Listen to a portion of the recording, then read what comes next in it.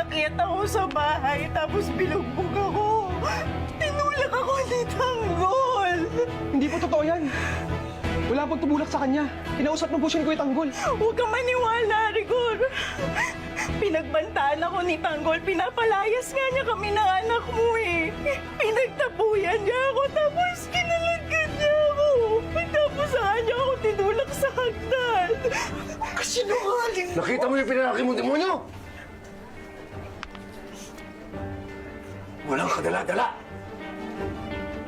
Mamamatay tao talaga yung hayop na yan. Di totoo yun! Hindi ka tinulak ni Tanggol! Napakasinungaling Ano mo! Marites? Hindi kaya ng anak ko yun! Anong pinagtatakbo mo yung demonyo yun? Totoo naman yung sinasabi ko ha, kriminal si Tanggol. Mamamatay tao. Hindi ko nga akalain na magagawa niya yun sa akin eh. Alam kong hindi santo ang anak ko. Pero sigurado ko na hindi kaya gawin ni Tanggol yun sa'yo. Totoo, Nay. Walang katotohanan yung mga sinasabi niyan. Nandun po ako. At malayo po kami ni Kuya Tanggol nung nahulog po sa sagdan. Ang totoo nga niya, Nay. Sinampal niya si Kuya eh. Ano?